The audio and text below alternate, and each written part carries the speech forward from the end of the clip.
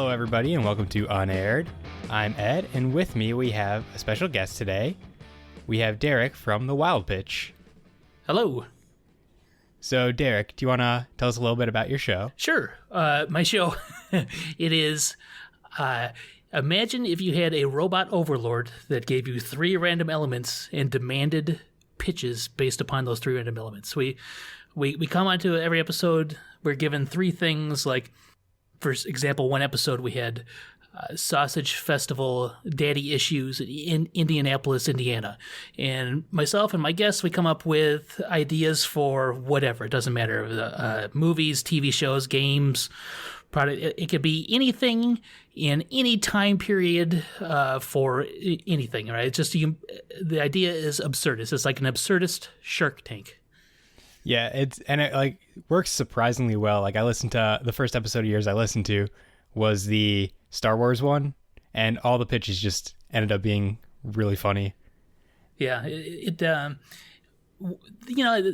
early on, I was like, let's if you come up with something cool, that's good too. I'm really more about the absurdist now. I just want it to be as ridiculous as possible.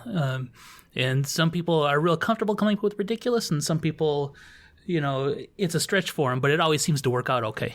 Yeah. So, we'll get to the plugs at the end, but definitely check out The Wild Pitch. It's very good. I subscribed to it as soon as I started listening to it. But thank you. Yeah, no problem. I put out a call on Reddit for to try and find some guests, and when Derek responded, I was just like, wow, this sounds definitely a good match with what his podcast is and what this podcast is. So the show that we actually are covering is an unsold pilot called Life on Mars, starring Bob Odenkirk, Janeane, I never know how to say her last name. Garofalo. Yeah. And some third guy. Yeah, I don't know who that was. I don't either. I think he was just kind of there. Yeah. So this was a pilot commissioned by HBO in 1994. And it was kind of described as the anti-Friends because the main characters hung out in a coffee shop. That's why it's called Life on Mars. The coffee shop is named Mars. And yeah, it was kind of considered super dark compared to Friends, and they both came out in the same year. Oh, I didn't realize that was the same year as Friends. Yep, 1994. So the intro is super weird.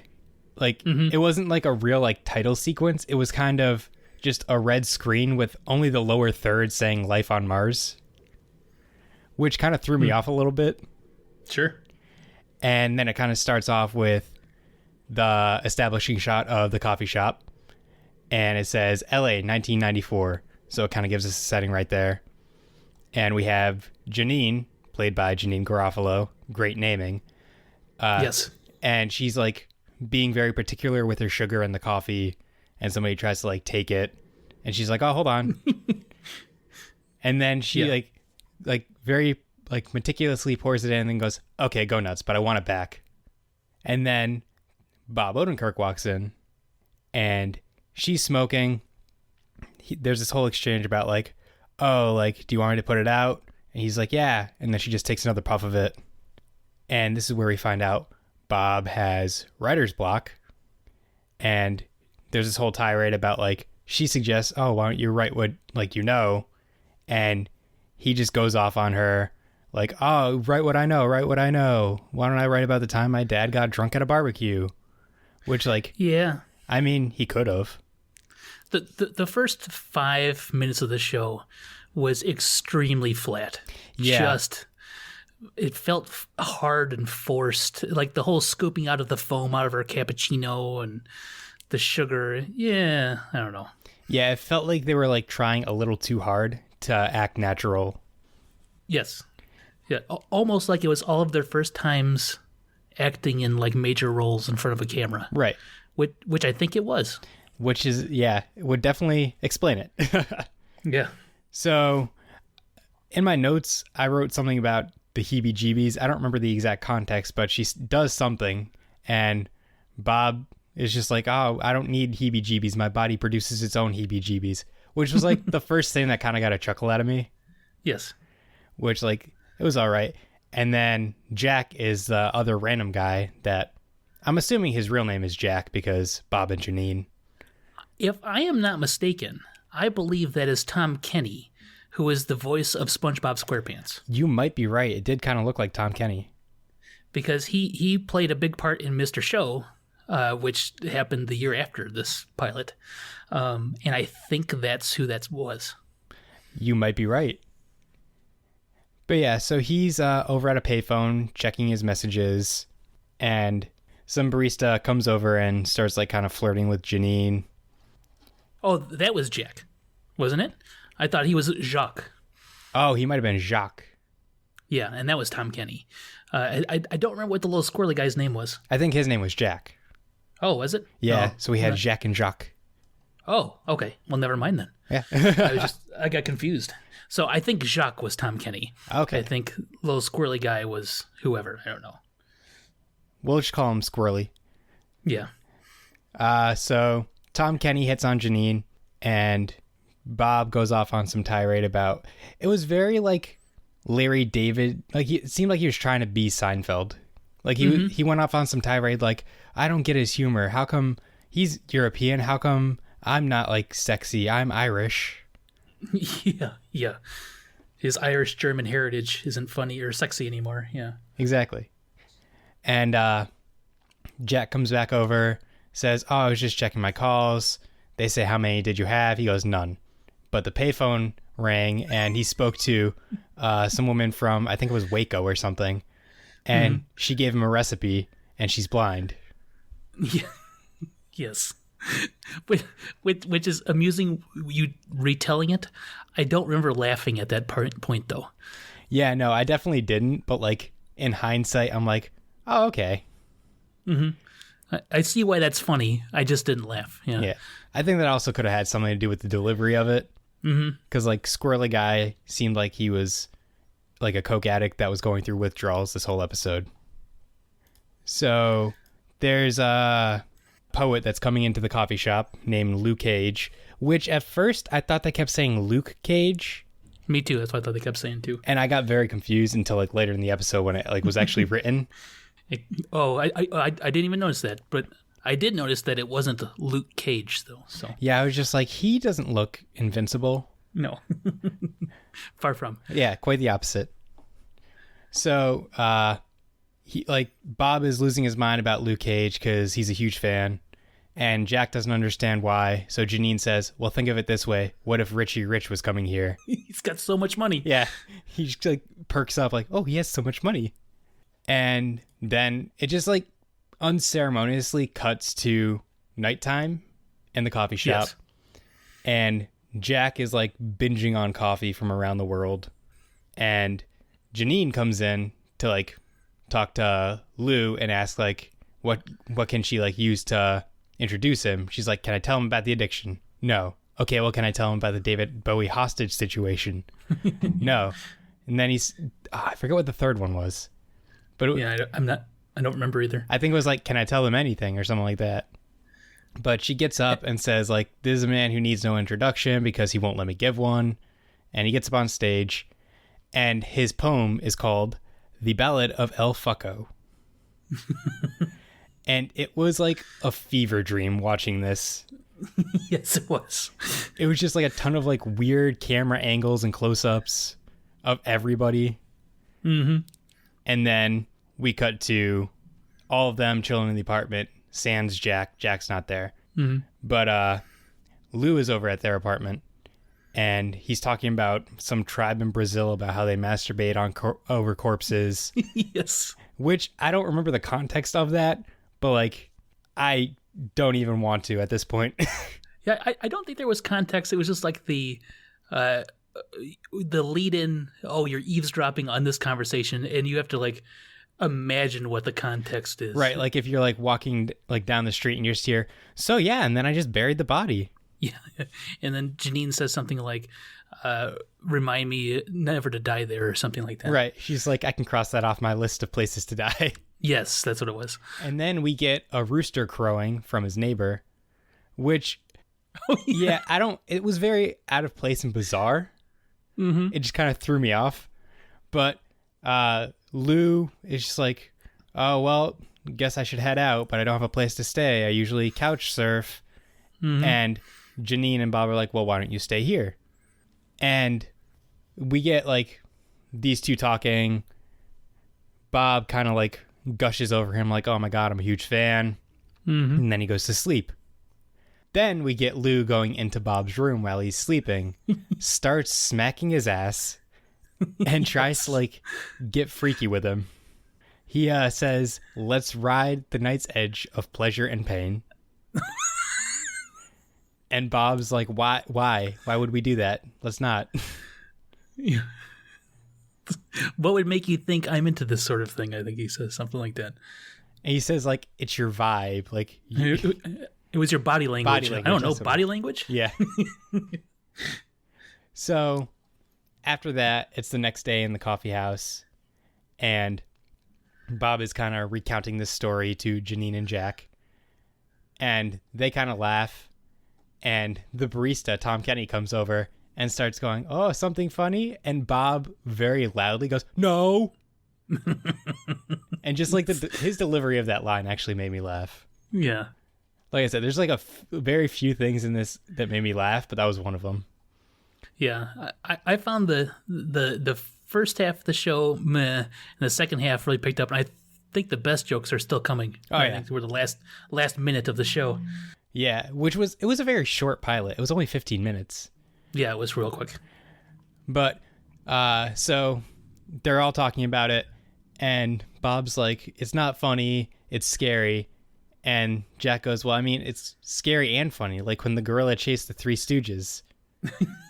Because like they're getting chased by a gorilla, but it was the Three Stooges. Yeah. I can't figure out what his role is in his dynamic in the group is, the little squirrely guy. I feel like he was like supposed to be like a Chandler type character. I felt like if that show kept going on, he would have been the punching bag for like the butt of jokes sort of guy. Oh yeah. He wouldn't have been the straight guy. He would have been the guy everybody just unloads on. At least that's what it seemed like to me. I don't know. Ironically, he was very flamboyant, so I don't know that he was meant to be a straight guy.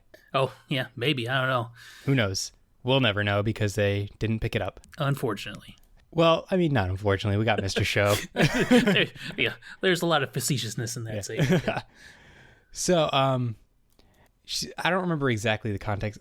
There's a lot of that with this show because parts of it were like super unmemorable. Parts of it were. So like Janeane says something to Bob, like you need to lighten up or something like that. And we just get a close up of Bob pointing to his face and there's a single tear coming out of his eye. Yes. And it was the most bizarre shot of this whole show. Yes. But I lost it. Yeah, it was really funny. Like for no reason. Like, and he had this kind of stoic, frowny face and just one single tear dripping down his cheek. And it was really funny. It was very funny. And then we get to the outside of Bob's apartment, and he's having a little like tag sale where he's selling all of his Luke Cage merchandise. Yes. And some old dude, like some old Hispanic dude, walks up like trying to buy a T-shirt, and he's like, "Oh, it's 50 cents. I'll give you 20 cents." "No, it's 50." And the guy goes, "No, that's too much," and just puts it down and walks away. Yeah. And then we get the complete opposite side of the spectrum, where some lady tries to buy a record from him and says, "What is this, like 50 cents?" And he says, "It's $850 million. Yes. She says, 60 cents? And he says, 750 million. And then he kind of like gets in an argument over, like, you only went up 10 cents and I dropped down 100 million. Yeah, that was my favorite part of the entire episode. Just that one exchange was worth it. Yes. Yeah. But yeah. And that was the end of the episode right there. That was it. Yeah. And it went out on a high note, for sure. It did. It was a slow build up, but it built up. Yeah. So had this show somehow been picked up, what kind of episodes do you think we would have seen? I don't know. I came up with 4 episodes here. I don't think the show would have lasted more than a season. Oh, not at all. If it would have been picked up, unless it just got banana bonkers, and I don't know if it would have done that. I'm glad it didn't get picked up because we wouldn't have had Mr. Show. But because knowing what I know about the future, or the future from 1994. A lot of my shows had the introduction of a lot of people from Mr. Show coming on as characters. Kind of like a prequel to Mr. Show. Yeah. Like, so they would have, like, somehow all these people would have still got together and made TV. It just wouldn't have been Mr. Show. Exactly. So my first episode I had was Bob's cousin comes to visit from college. And the cousin is played by Patton Oswalt. And his name is Patton in the show because it's fitting because they're all named their real names. And he wants to see what his big cousin does for a living. Bob makes jokes about being a loser and a writer and how he isn't good at either of them. Patton sees a flyer on the coffee shop bulletin board for a band.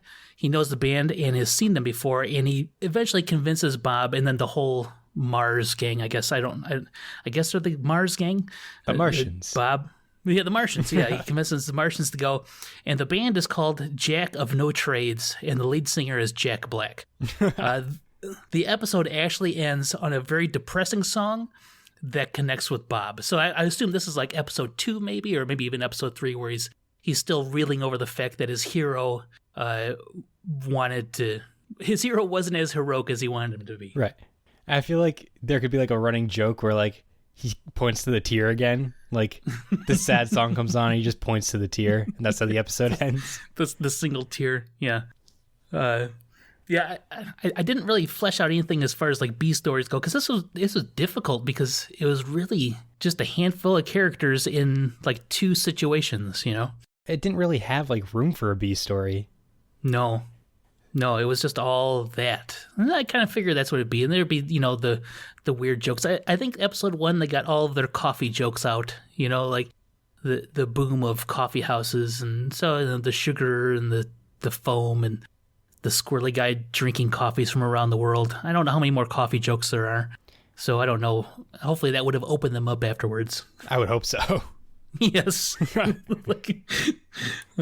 like they're not beholden to more coffee jokes every week. So in my mind, like even though this takes place in LA, like in my mind they're going to transplant it to New York just for one stupid joke. So I'm going to bring back the rooster from next door. And the show is going to run parallel to Friends. And okay, like, because Joey and Chandler have the duck and the chicken. So like he's going to be their neighbors. So like a few of the episodes will kind of like interact. So like one episode, Jack can find out his agent is like the same as Joey's agent for Friends. Oh, yeah. What if one of them was actually the naked guy from across the way? Oh my God, that could work. Turns out Bob is just the ugly naked guy. Yes. It's been a long time since I've seen Friends, but I do remember some of the beats, yeah. Oh yeah, you can't forget ugly naked guy. Yeah, for sure. Do you have any other episode pitches? Yeah, so then after that, the next episode, Patton's still in town, and Bob convinces Patton to help him hunt down Jack of No Trades lead singer, because he's really touched by moved by the depressing nature of Jack Black's singing. And Bob is really in a funk, and he wants to talk to the guy that is more depressed than him. He just wants to see, you know, where he got to. Maybe that'll be uplifting for him. Janeane tags along, but she warns Bob not to get his hopes up too much. They finally find Jack of No Trades playing the next night and find their way backstage. Bob and Patton try to talk to Jack, but he couldn't care less about him. He's disinterested. As Patton and Bob are leaving, rejected, Jack catches a glimpse of Janeane and calls them back. Like, he sees Janeane and is like, "Whoa, hold on, you're with them? All right, come on back." So Jack is constantly hitting on Janeane. Bob just wants to talk to Jack, but he just won't let him get in 2 words. So the gang leaves because Bob is pissed, and Bob's disillusion, it grows deeper. So that's that episode there. It ends on a sour note for Bob, as the person he really wants to talk to again is more interested in trying to get it on with Janeane than actually converse about being depressed and sad. I'm starting to feel bad for Bob.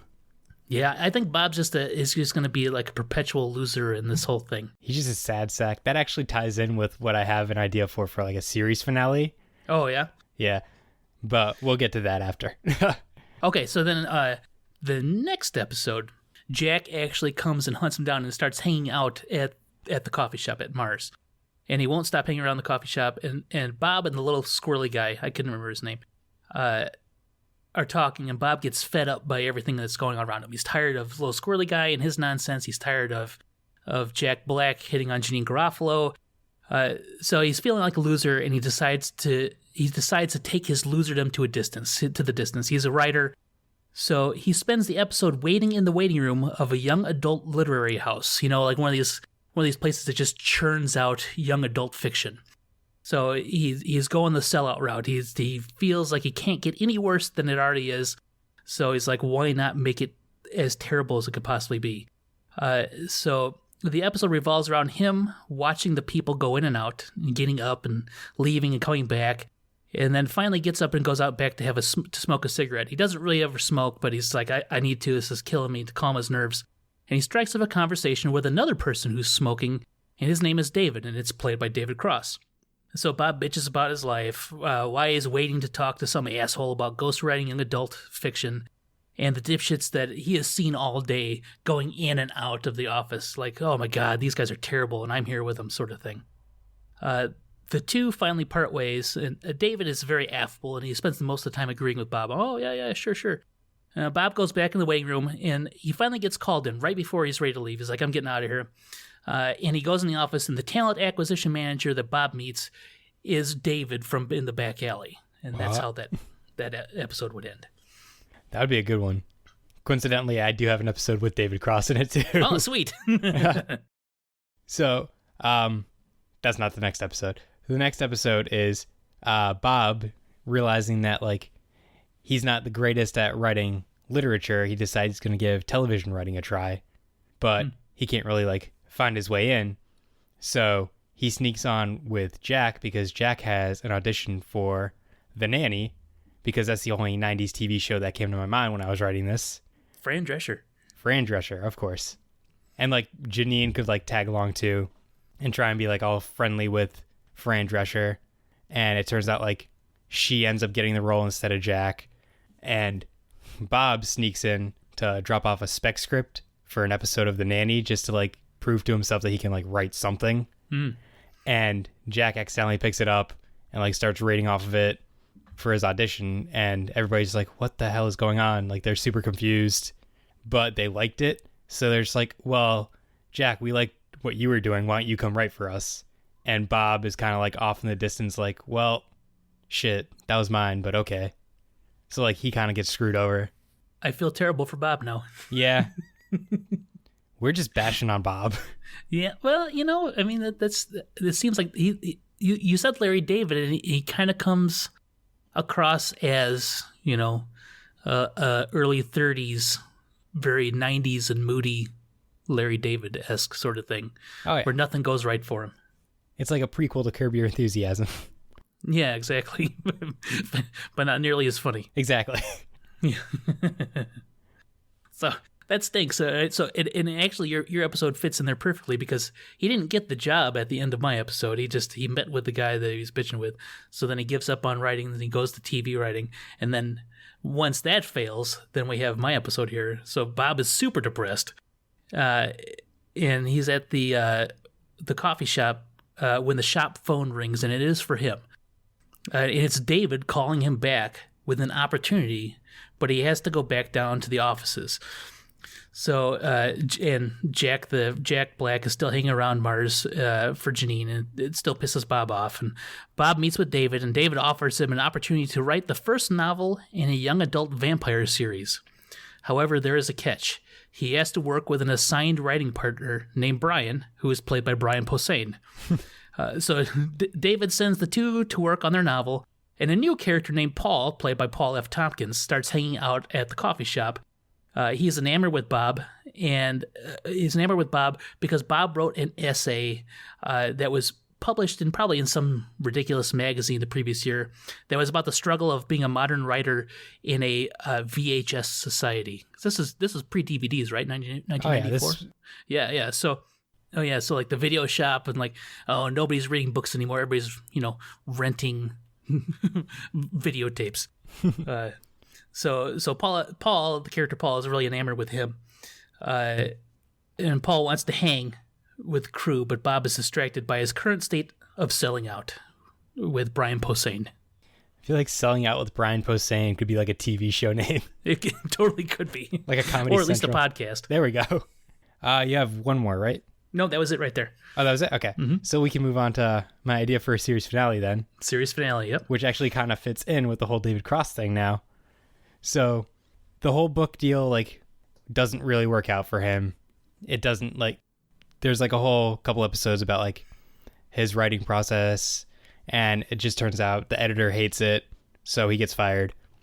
And Bob realizes he's just a loser, and he decides to give up on writing in general and get a real job. So he decides he's going to move back home, and there's like a whole like tearful goodbye at the coffee shop type thing. But at the very end, the camera pans up to the sky, and we see it fade in, David Cross at a typewriter saying, "The end." And Bob Odenkirk opens the door and says, "Hey, we need to go shoot for Mr. Show," and like asks, "Hey, what are you doing?" And David Cross like slams the typewriter off the table and like, "Nothing." Yeah. And that's very meta. Yeah. But yeah, that's my pitch for the series finale. I think it works. Yeah.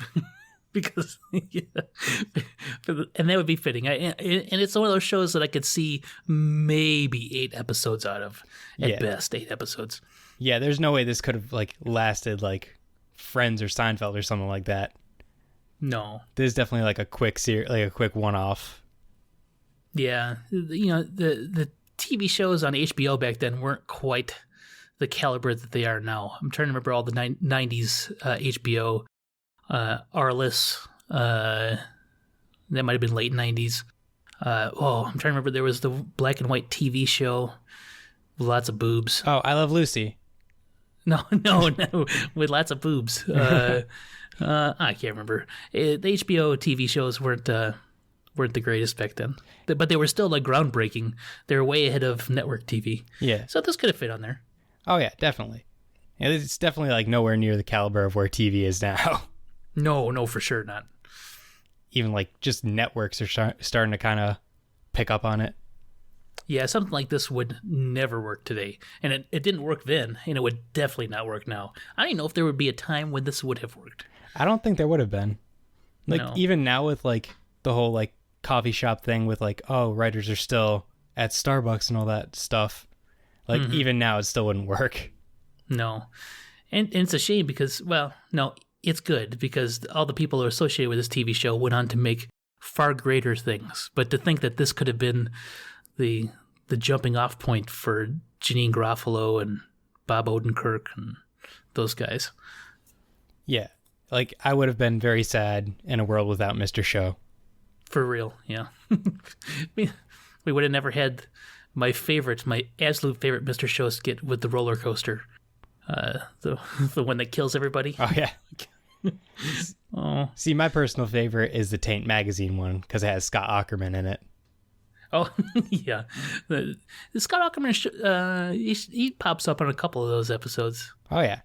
Think about the talent that got churned out of Mr. Show and then the branches from the Mr. Show tree, just from Scott Aukerman and Comedy Bang Bang and the people that were just in that show. It's amazing. Yeah, it's crazy how like so much talent just like came out of that one show.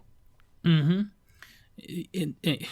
From SpongeBob SquarePants to Sarah Silverman, and Jack Black was in a few episodes, and I believe Patton Oswalt wrote for it for a while. You know, it's just it's madness. There's so much talent. It's almost like back when The Daily Show was still on, when it had Jon Stewart, and like all those people went on to great things, like Ed Helms, Stephen Colbert, Steve Carell, all of them. Yep, Wyatt Cenac. Wyatt Cenac's a really funny dude.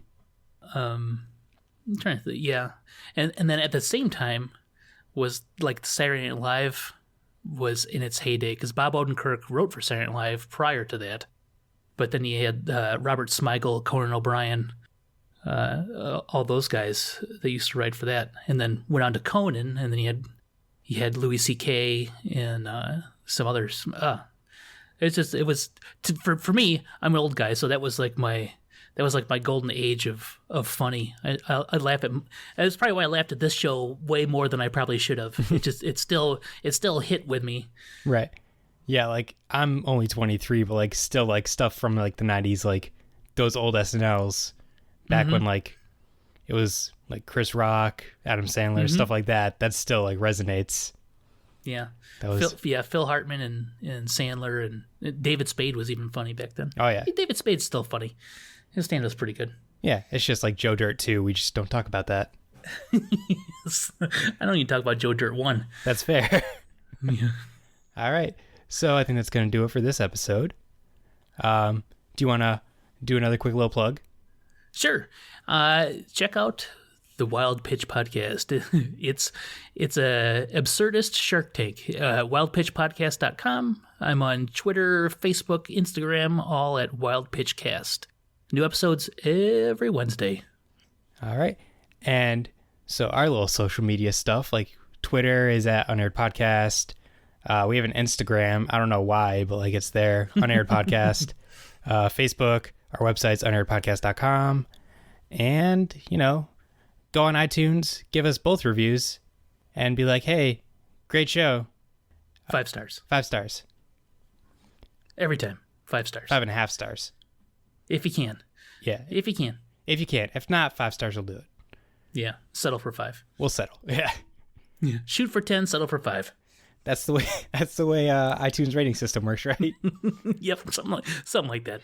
Just click on the rightmost star. Exactly. And you'll be fine. Yep. All right. So thanks for listening. I'm Ed. I'm Derek. And remember, some things are better left unaired. Bye.